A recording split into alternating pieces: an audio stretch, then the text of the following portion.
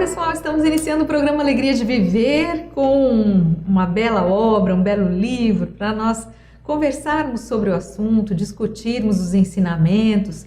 Você que nos acompanha sabe que estamos fazendo a leitura e o comentário do livro Cartas e Crônicas, esta obra do espírito Humberto de Campos, através da mediunidade de Francisco Cândido Xavier.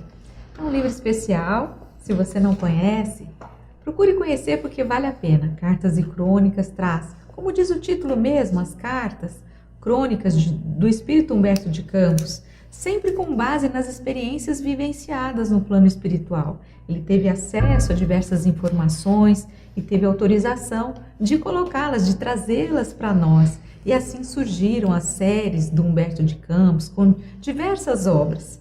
E cada capítulo nós temos uma novidade, nós temos uma boa informação, nós temos contos muito interessantes e às vezes até mesmo respostas, porque Humberto, através do Chico, através de cartas, ele responde a alguns comentários de encarnados a respeito das suas obras ou a respeito de determinados temas. Então ele também envia cartas através do Chico.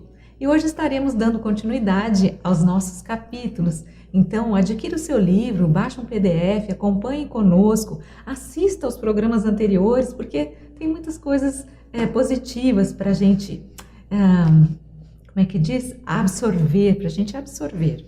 A doutrina espírita é muito especial e faz com que todos nós, aprendendo, possamos compreender toda essa amplitude de situações que estamos vivenciando. Então vamos comigo, eu sou Solange Sauan Godoy, para quem não me conhece, e estamos aqui com o nosso querido André Luiz Ruiz. Como vai, André? Oi, Solange, olá, queridas irmãs, queridos amigos. São tantas novidades que nós encontramos nestas obras que eventualmente muita gente desconhece.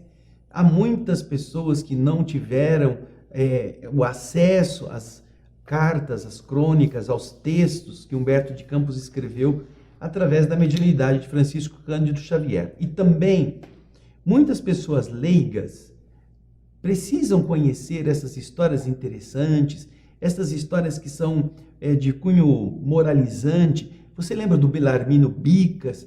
Dá para você contar isso em casa com seus filhos, com seus sobrinhos, em uma reunião de amigos. Dá para você levar essa ideia de quantas oportunidades de se fazerem o bem nós temos e nós desperdiçamos.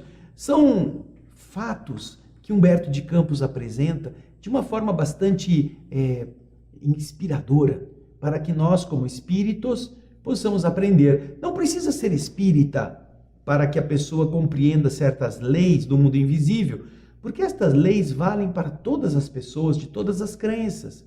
Fazer o bem é a recomendação de todos os caminhos religiosos sérios. Fazer o outro feliz é a preocupação de todas as filosofias construtivas que já existiram no mundo. Então, quando você fala dessas histórias para outras pessoas, essas pessoas vão se interessar, muitas vezes vão querer saber o que está acontecendo, onde é que você encontrou esta fonte que inspira o pensamento em outras estradas, outros caminhos mais luminosos, e aí você vai semeando. É o que Humberto faz conosco e que o programa Alegria de Viver também deseja fazer com você, fecundar a sua inteligência para que outras pessoas possam beber do seu conhecimento. Então, como a Solange já disse, este é um dos muitos livros que foram escritos por Humberto de Campos com o contato com essas noções espirituais através do médium Francisco Cândido Xavier. A Solange está colocando aqui, ó, a capa que ela tem e a capa que eu tenho. Mas ainda existem outros livros mais antigos com o mesmo título, mas com capas já mais antigas, mais desgastadas pelo tempo, mas que às vezes estão aí na sua biblioteca, na sua prateleira. Você fala assim, nossa, parece que eu já vi esse livro. E vai lá, está lá, Cartas e Crônicas. Nós convidamos você a participar conosco deste novo programa que fala sobre o capítulo 18, não é, Solange? É isso mesmo, e olha que título interessante que o Humberto nos trouxe.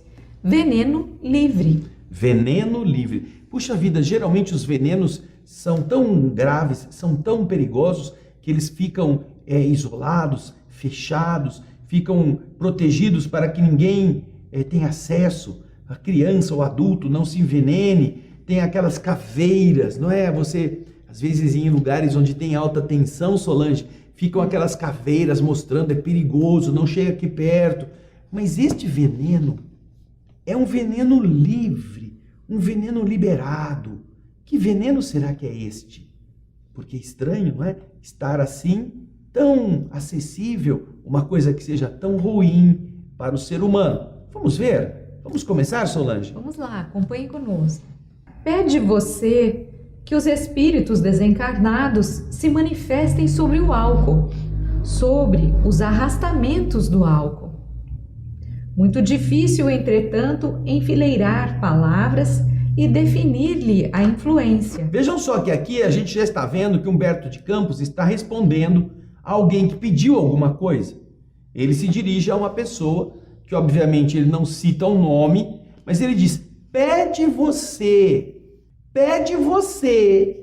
que os espíritos desencarnados falem alguma coisa sobre o álcool. Geralmente, estas pessoas que têm essas dúvidas, elas estão, às vezes, passando por uma crise de consciência. Será que o que eu estou fazendo é possível? Será que isso é criminoso? Será que uns traguinhos de vez em quando podem fazer muito mal para o espírito? Então ele está dizendo: olha, eu estou respondendo a uma solicitação que alguém me fez, ou através do Chico, ou através de uma crítica na imprensa, ou um questionamento público. Então, veja, você está pedindo que nós, espíritos, nos manifestemos sobre o álcool e sobre os arrastamentos. O que é que o álcool produz? E aí ele continua dizendo que colocar as palavras em ordem para definir a influência disto é muito difícil. Talvez, por que será que é muito difícil? Vamos ver na sequência o texto, vamos lá. Basta lembrar que a cobra, nossa velha conhecida, cujo bote comumente não alcança mais que uma só pessoa, é combatida a vara de ferro, porrete, pedra, armadilha, braseiro, água fervente e boca de fogo. A cobra é vigiada de perto pela gritaria dos meninos, pela cautela das donas de casa e pela defesa do serviço municipal.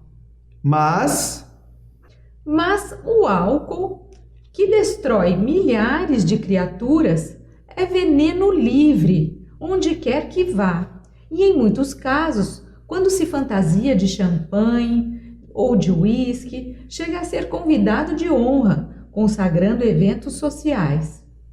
Escorrega na goela de ministros com a mesma sem cerimônia com que desliza na garganta dos malandros, aqueles malandros que ficam ali amontoados na rua.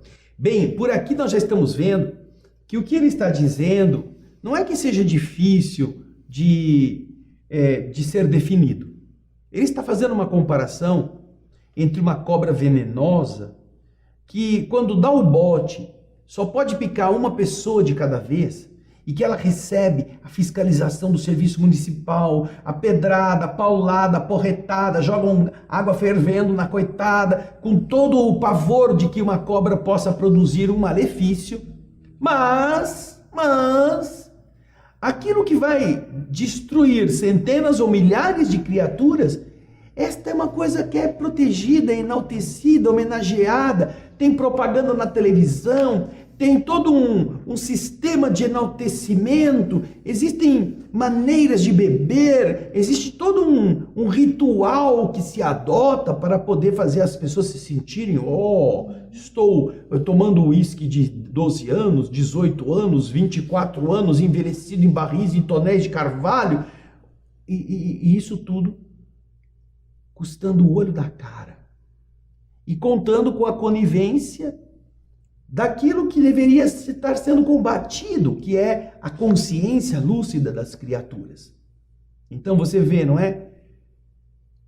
É muito mais fácil você arregimentar pessoas para combater uma cobra venenosa, e é apenas uma coitadinha, do que você fazer criaturas que têm raciocínio, entenderem que aquilo que ela está habituada a utilizar é malefício para ela mesma. É um veneno. Porque este veneno é enaltecido como se fosse um estilo, como se fosse uma categoria de classe social que faz com que uns se diferenciem dos outros. Então, já é um bom começo, não é mesmo? E é bem interessante essa colocação do Humberto, né? Entre a cobra, o veneno, né? Que a cobra produz e esse veneno, o chamado álcool, o veneno permitido, livre. Mas ele continua. O álcool endoidece artistas notáveis, desfibra, ou seja, enfraquece o caráter de abnegados pais de família, favorece doenças e engrossa a estatística dos manicômios. No entanto, diga isso num banquete de luxo e tudo indica que você, a conselho dos amigos mais generosos, será conduzido ao psiquiatra se não for parar no hospício. Ai, que isso? Você está sendo muito rigoroso. Isto não pode ser assim. Isto é uma coisa que você não pode falar, porque todos aqui têm o hábito de beber, têm o hábito de agir na intimidade ou numa reunião social, como todos os normais atuam. E eu me recordo um dia, estávamos visitando um centro espírita dentro do leprosário em Pirapitingui. Nós visitávamos os leprosos, os nossos irmãos rancenianos, no período da manhã, fazíamos orações, vibrações, tratamentos espirituais em cada um dos quartos. E depois do almoço, nós convidávamos aqueles que podiam se deslocar até o centro espírita para que fossem lá assistir uma palestra e receber a cirurgia lá no centro espírita. Nem todos estavam internados em camas, nos hospitais, enfermarias que lá existem. Então alguns podiam ir e muitos iam. E ali havia um biombo onde tinha uma história que eles colocavam para as pessoas poderem ler sobre determinadas mensagens ou lições importantes para o pensamento. E eu li lá nesse biombo uma história interessante. Um fulano estava na reunião mediúnica e um espírito incorporando o médium estava ali dizendo: ai, eu estou assim, aqui sentindo tanta falta, eu preciso tanto de um copinho, eu preciso que você me ajude, porque eu estou aqui padecendo da falta da pinga. Aí o dialogador, falando com o espírito, disse: não, meu irmão, você já é um espírito, o vício da bebida é cruel, ele leva a pessoa para o buraco. Você agora não está mais na terra, você não tem mais essa necessidade, mas mesmo que você estivesse, isso seria muito prejudicial para você. E o espírito insistia mais, sabe? Eu gostava tanto da bebida, eu amava a bebida, eu me sentia tão feliz, ela me dava alegrias. Não, mas isso é uma ilusão, repetia o dialogador. Isso é uma ilusão que você está alimentando na sua mente. A bebida nunca prestou, ela sempre destruiu as pessoas. Você nunca, quando você nasceu, você nunca bebeu no seio da sua mãe uma bebida que tivesse álcool. E o espírito voltava: ah, você está dizendo, mas eu sinto muita falta. E o dialogador respondia: mas isso é porque a sua mente está viciada. Olha o grau de problema que o álcool produz. Você já não tem mais o corpo e sua mente ainda está pensando, está viciada neste veneno. Você não pode se permitir isto. E então, depois de um longo tempo de conversa nesta maneira de ser, eis que o espírito vira para o homem e diz: escuta, se isso é tão ruim assim, você pode me dizer, e você já sabe de todos esses males, por que quando você chega na sua casa, todos os dias no fim da tarde, você abre uma cerveja, ou você pega um vinho e você bebe? Por quê? Se isso é ruim para mim, que gostava de tomar a minha bebidinha, e você sabe que isso não é bom, você pode me dizer por que você faz isso todos os dias? Porque eu estou na sua casa, Eu acompanho você, eu sei o que você bebe, eu sei onde você guarda, eu sei quantas garrafas você tem. Você pode me dizer então, como é que você é tão inteligente para me aconselhar e você não põe em prática para você mesmo aquilo que você aconselha os outros? Então, esse espírito, na verdade, conhecia bem o dialogador. E sabia que o dialogador fazia uso das mesmas coisas que ele também gostava. Só porque você tem um vinho mais caro do que a bebida que eu gostava de tomar, você acha que isso é melhor? Que isso não é tão ruim quanto? Se você sabe que não importa a qualidade ou o nome que se dá à bebida e você está usando do mesmo jeito?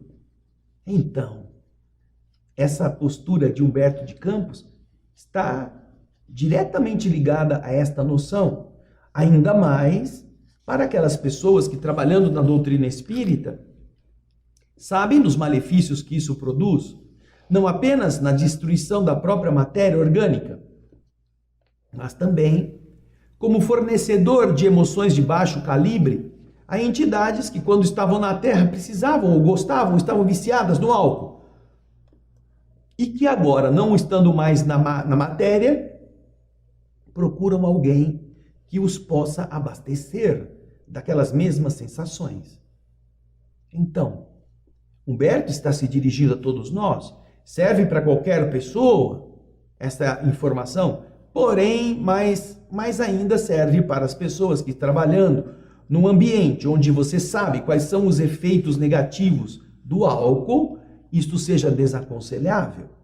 Apesar disso não estar escrito, acredito, na história, esse espírito que estava sendo doutrinado ali na reunião, muitas vezes era ele que estava, inclusive, acompanhando o dialogador e participando, usufruindo, não é, desse momento dele ingerir o álcool, dele estar se ligando ao álcool. Muitas vezes a gente sabe que a gente conta com essas companhias espirituais. Quando nós nos envolvemos com determinados vícios, esses amigos espirituais se aproximam de nós e usufruem daqueles eflúvios do álcool, não é, da bebida. Eles compartilham conosco desse gosto pessoal. Você então, se lembra de uma coisa? Esse espírito estava assim também se divertindo junto com o dialogador. Você se lembra de uma coisa interessante que eu não contei aqui para a história não ficar muito larga, mas o texto lá estava dizendo que, na verdade, esse espírito que se fez passar por um bêbado era, na verdade, o dirigente da instituição onde o mesmo espírita trabalhava.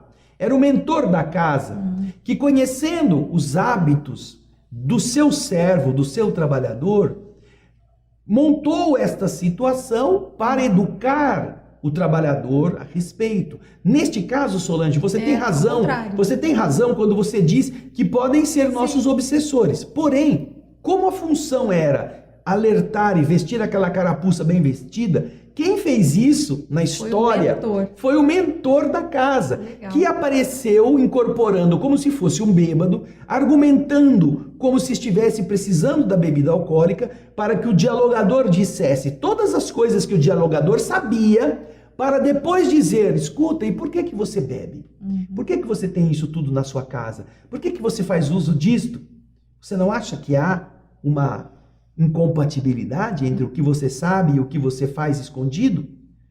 Aí, obviamente, é um choque de água fria, num banho de água gelada, naquele altivo doutrinador que sabia falar da teoria, mas na hora de viver lá dentro da sua casa, se permitia esses tipos de condutas. Então, na verdade, nessa historinha específica, Solange, apesar de você ter toda a razão em relação aos espíritos que nos acompanham para se valerem de nossas fraquezas, neste caso específico era o mentor que havia se disfarçado de espírito que precisava da bebida. É uma bela lição, né? Uma bela lição. Pior ainda, né? É pior que tenha sido o mentor do que tenha sido um bebum, realmente, né? Porque o mentor sabe de verdade quem a gente é e a gente não tem como se esconder, né? Da fiscalização desses espíritos amigos.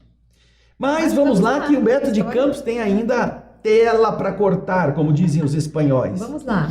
Ninguém precisa escrever sobre a aguardente, Tenha ela o nome de vodka ou de suco de cana, rum ou conhaque, de vez que as crônicas vivas, escritas por ela mesma, estão nos próprios consumidores, largados à bebedeira, nos crimes que a imprensa recama enfeita de sensacionalismo, nos ataques da violência e nos lares destruídos.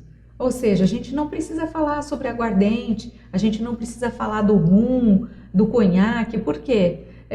Não precisamos escrever sobre isso porque as verdadeiras crônicas são as crônicas vivas, ou seja, existem exemplos de sobra de situações, de crimes, de violência nos lares, de famílias destroçadas, enfim, e assim vamos adiante aqui. E se comentaristas de semelhantes demolições devem ser chamados à mesa redonda da opinião pública, é indispensável sejam trazidos à fala as vítimas de espancamento no recinto doméstico, os homens e as mulheres de vida respeitável que viram a loucura aparecer de repente no ânimo de familiares queridos, as crianças trânsidas de horror ante o desvario de tutores inconscientes e, sobretudo, os médicos envelhecidos no duro ofício de aliviar os sofrimentos humanos. Bem, com isso a gente vê o quê? A gente vê que Humberto está dizendo, eu não preciso contar nada, não preciso realçar nada, não importa o nome que a bebida tenha, não tenho essa necessidade.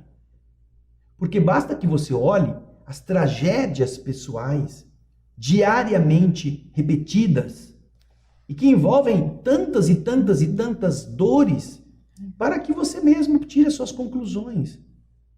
Homens honrados que caíram na desgraça, pessoas caídas na sarjeta, como se fossem farrapos humanos, crianças assustadas com o pai ou a mãe em atos de violência por terem perdido o equilíbrio, o controle por causa da bebida, insânias e loucuras que surgem em familiares que levam os outros ao desespero, porque a pessoa chegou alta e saiu quebrando tudo, gritando, fazendo escândalos.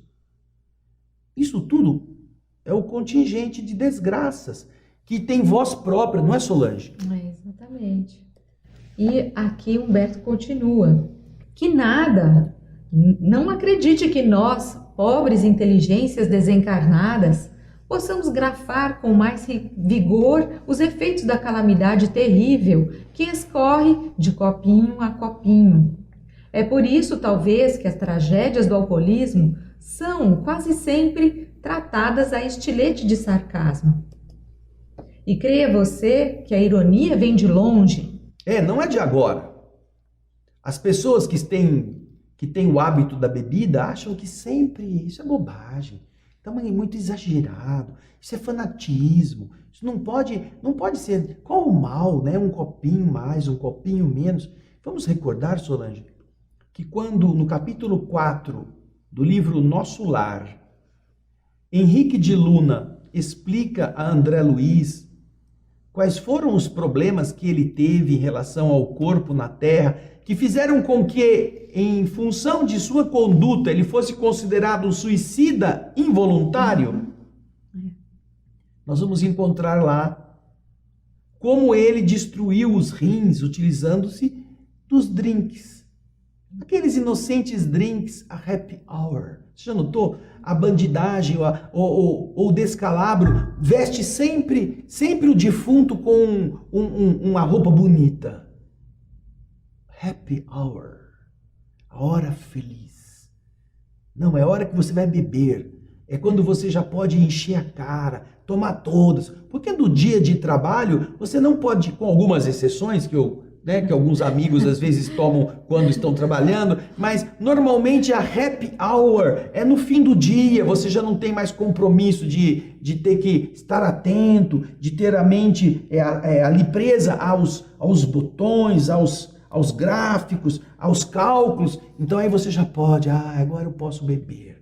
E aí você fica no boteco enchendo a cara e adia o momento de voltar para casa, não convive com as pessoas e quando chega tá meio alto, meio assim fora de si, um pouco grogue, quer logo dormir depois de tomar um banho, se é que vai tomar banho. Então você vê, né? Essas condutas, elas são vestidas como se fosse uma coisa assim nobre, happy hour, uma coisa assim que todas as pessoas podem fazer. E é claro, todos os que têm estes hábitos vão se voltar contra aquilo que é nocivo e vem a realçar a nocividade desse comportamento. E que parece coisa de gente assim, que não tem tolerância, intolerantes, que não aceitam outros, que consideram os outros maus só porque tomaram um copinho de vinho, que são pecadores, coisa de gente puritana. É como eles muitas vezes tratam aqueles que estão dizendo isso é nocivo. Diz uma coisa, você que está aqui, vamos para outra câmera aqui. Diz uma coisa, você come carne podre? Você, quando vai comer alguma coisa, você vê aquele cheiro de podridão, aqueles bigatos. Você come essa carne? Às vezes não precisa ter o bigato, mas só o cheiro azedo. Você come? Não como não, porque isso pode estar estragado, isso vai me fazer mal. E como é que você bebe algo que vai corroer suas entranhas, vai chegar no seu cérebro, vai tirar o seu equilíbrio, vai fazer você ver coisas que não são realidades? Como que você aceita beber isto? É tão nocivo, ou até mais nocivo, sabe por quê? Porque às vezes você acende um palito de fósforo perto da carne podre e ela não pega fogo. Mas tem um determinado tipo de bebida alcoólica que você põe fogo e ela acende. Ela se incendeia. Tal é o teor de álcool que está ali. Isso faz bem? Isso é bom para você? Isso é bom para o seu corpo? Então, você vê que Humberto de Campos está realçando o óbvio. É por isso que ele não tem palavras para elencar, para escrever ou descrever tudo aquilo que é o mal, a desgraça que isso está fazendo. E geralmente leva quem consome para o buraco e enriquece quem produz, enriquece quem vende, enquanto que o outro que toma é a vítima, mas teve que pagar para ter aquilo. Aí conta Humberto de Campos a história de um folclore, não é, Solange? Isso, o Humberto traz pra gente uma lenda israelita. Olha só que interessante. Para você ver como já faz tempo que isso acontece, né? Que as pessoas são chamadas a pensar a esse respeito. Consta do folclore israelita numa história popular fartamente anotada em vários países por diversos autores, que Noé, o patriarca, depois do grande dilúvio, rematava a prestos utensílios para lançar à terra ainda molhada a primeira vinha, quando lhe apareceu o espírito das trevas, perguntando insolente: "Que desejas levantar agora?" Já tinha feito a arca, né? "E agora, você vai construir o quê? Qual que é a sua nova intenção?" Noé respondeu: "Uma vinha." O sinistro visitante indagou quanto aos frutos esperados da plantação. "Sim", disse Noé, "serão frutos doces e capitosos, serão robustos, serão bagos adocicados. As criaturas poderão deliciar-se com eles em qualquer tempo, depois de terem sido colhidos. Além disso, vão fornecer um milagroso caldo que se transformará facilmente em vinho, saboroso elixir, capaz de adormecer as pessoas em suaves delírios de felicidade e de repouso." Ouvindo isso, Satanás gritou: "Exijo sociedade nessa lavoura!" gritou Satanás arrogante. "Oh, é isso que eu quero ser sócio disso." E o que fez Noé na lenda israelita? Noé, submisso, concordou sem restrições. E o gênio do mal se encarregou de regar a terra e de adubá-la para que o cultivo fosse eficiente.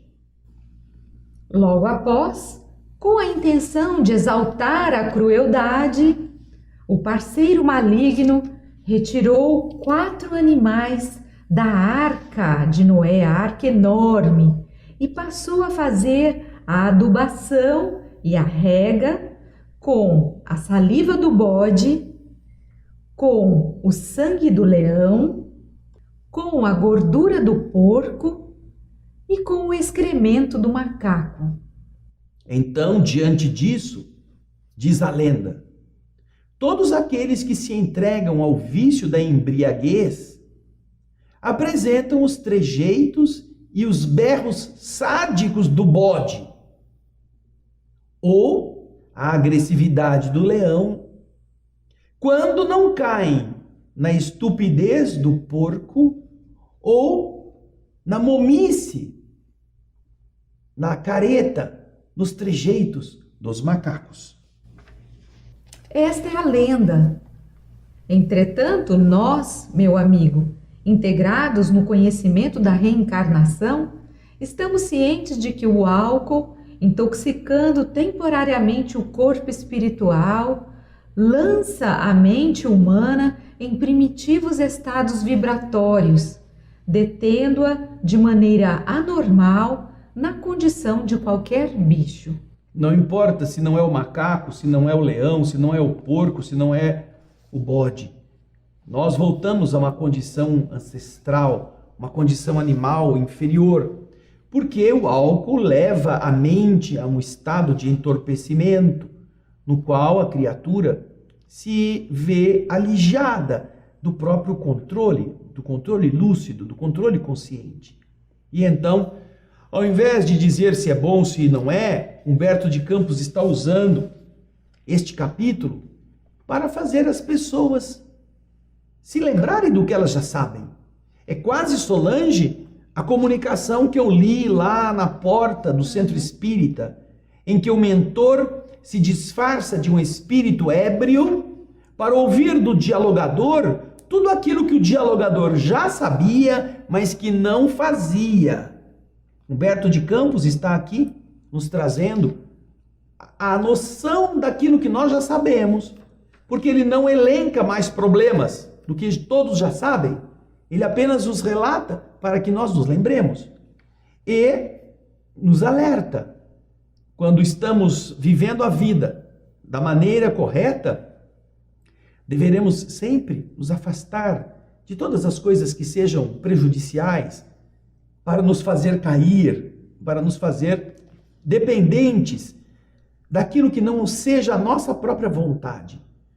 Muitas pessoas, Solange, quando se sentem tímidas, se valem do álcool para soltar algumas amarras, para chegarem nas meninas, nos rapazes, para terem facilidade de soltar o corpo na hora da dança, ou para cometer crimes que antes o bom senso, a noção moral não permitiria que eles cometessem, não é mesmo? É, isso mesmo. E as pessoas, a maioria das pessoas gosta, né, desse tipo de influência, de atitude. E eu acho que é interessante a forma como Humberto traz esse questionamento, traz essa lenda, porque muitos de nós já ouvimos falar a respeito disso, não é? Que aquelas pessoas que bebem têm esses comportamentos meio ligados aos animais. Então ele traz o comportamento do bode, do porco, do macaco. E se a gente for ver, analisar, você já deve ter visto alguém que tenha bebido. Você já viu que é exatamente isso. Eles se parecem muito com esses animais. Interessante essa lenda israelense. E, na verdade, o que ocorre é que as pessoas gostam. Infelizmente, elas gostam disso. Mas vai chegar o tempo em que muitos de nós vai parar para pensar até que ponto essas questões nos fazem bem ou não, até que ponto nós somos realmente fiéis àquilo que nós acreditamos. Porque naquela história que você contou, André, com certeza o dirigente sabia dos malefícios do álcool, sabia disso tudo, tanto que orientava, inclusive, aquele espírito. Mas, na verdade, é bem diferente quando nós sabemos de algo e quando nós realmente atuamos, ou seja, somos fiéis àquilo que nós sabemos, que nós acreditamos, e nós somos fiéis àquilo, ou seja, se eu sei que aquilo não me faz bem, por que eu vou utilizar? Por que eu vou me servir disso? Então, até que ponto aquilo que nós pensamos, acreditamos, de que maneira nós estamos correspondendo, sendo fiéis a isso? Que o estado de você estar ainda utilizando determinadas bebidas não corresponderá a uma infração moral gravíssima. Você não será maldoso, você não terá uma condenação ao inferno, como se ouvia antigamente falar, não é? Porém, o que acontece é que todas as nossas ações produzem efeitos. Se você sair na chuva, você vai se molhar, mesmo que estiver com guarda-chuva e capa. Se você procurar mergulhar num rio, você não tem como sair seco. Se você quer subir numa árvore, você correrá o risco de cair lá de cima, ou terá que ter cuidados para descer. Todos nós aprendemos na doutrina espírita isto, que nossa conduta vai produzir efeitos e vai fornecer às entidades aquilo que elas estão procurando. Portanto, quando nós aprendemos estas coisas, é para que nós tenhamos a noção de que isso não é conveniente. Quando o nosso espírito se abastece de sentimentos e de químicas que não são as melhores, nossos sentimentos inferiores atraem espíritos inferiores. E a química inferior, a química que eles já não podem mais desfrutar quando estão agora no plano espiritual, faz com que eles utilizem as pessoas como vaquinhas leiteiras, sabe? Lá no livro Sexo e Destino, uma das últimas obras que André Luiz escreveu através de Chico Xavier, nós temos o caso do Cláudio, que tem dois espíritos perturbadores, obsessores, que se valem de sua inclinação para tal happy hour e fazem ele tomar a bebida que vai ser sugada pelos espíritos depois de ingerida. Mas você vai encontrar também referências desse mesmo tipo de perturbação no livro Voltei, do irmão Jacó, quando Jacó, já no plano espiritual, agora trabalhador do mundo invisível, vai visitar os antros de bebuns, que quando ele estava encarnado, ele tentava ajudar os bêbados e as entidades, levando explicações para essas duas áreas da vida. Só que agora ele está como espírito.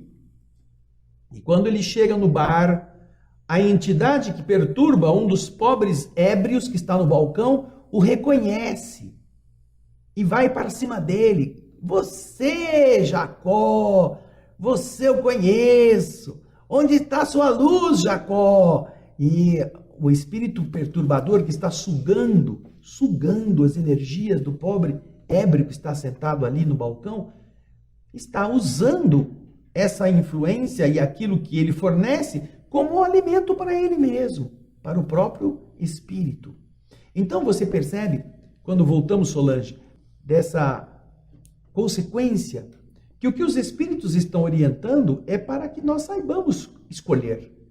Do mesmo modo que, se nós quisermos nos molhar, precisamos mergulhar, se quisermos ficar secos, não mergulhamos.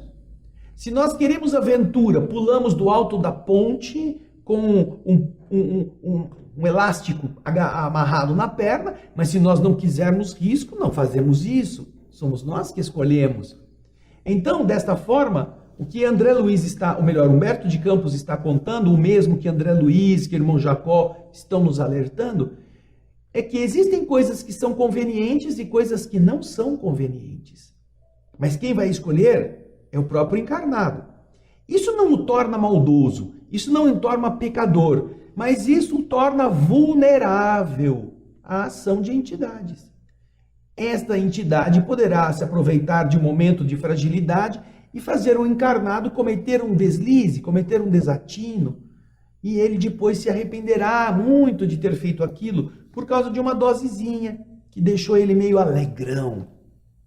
Então, quando nós que temos tantos defeitos, temos consciência disto, nós procuraremos sempre evitar ao máximo que alguma coisa externa seja ingerida para que nós depois fiquemos à mercê de interferências de outras inteligências que muitas vezes não são as boas para o nosso caminho.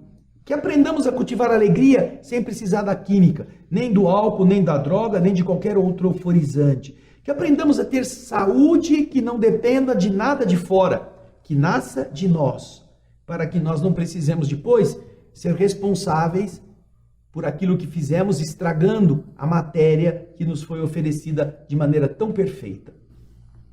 É isso mesmo, André. Eu tenho para mim, isso é para mim, que todo o excesso, geralmente ele não é bom. Se você pegar o melhor alimento que existe e ingeri-lo constantemente, 24 horas por dia ou todos os dias, você pode ver que no decorrer de um certo período, esse alimento vai te prejudicar.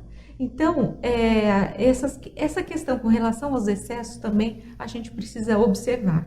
Ninguém está dizendo para você ter uma postura puritana, mas que você tenha sempre esse feeling, esse equilíbrio daquilo que, não passar do ponto, de você não passar para os excessos, porque aí sim as consequências são bem piores. Deixa eu te contar uma coisa. Uma amiga nossa, muito querida, uma vez nos contou que ela ia para a praia e na praia ela gostava de tomar uma caipirinha. E ela tomava 2, 3, ficava ali se divertindo, vendo o mar, o horizonte, ao sol, nem sentia o efeito disto.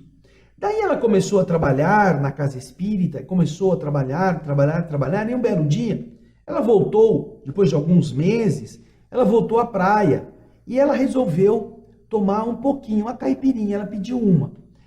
Ela deu 2 goladas na caipirinha e ela começou a ver o mundo girar, assim. A ver o mundo girar. E ela ficou tão apavorada que ela deixou a caipirinha, esperou passar o efeito, catou as coisas dela e voltou para casa. Aí ela não bebeu mais nada e quando ela chegou aqui, na cidade onde ela morava, ela consultou o médico, que também era do grupo mediúnico onde ela estava, que era espírita, e disse a ele: eu passei por essa situação, eu tomava 3 caipirinhas, não tinha problema nenhum, eu estava assim tão bem, agora eu fui na praia, tomei 2 goladas da primeira caipirinha, quase caí de bêbada.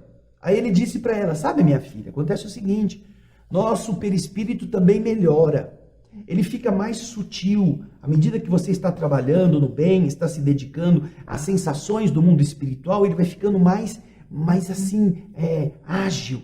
E aquilo que antes você bebia e que não fazia tanto efeito, agora uma pequena fração faz você perder, inclusive a consciência, dependendo do que você está ingerindo.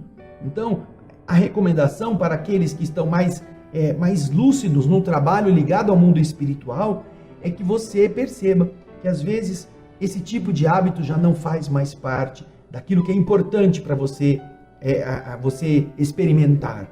Mesmo que você venha com essa coisa assim, não, eu faço com parcimônia. Tenha a certeza do seguinte, para uma sala cirúrgica, você não lavar a mão já é um problema. Não é você tomar banho, não é você vestir uma roupa higienizada. O ato em si de não lavar a mão e ainda você vai pôr uma luva em cima é um problema gravíssimo para uma sala de operações que tem que estar absolutamente limpa, asseada.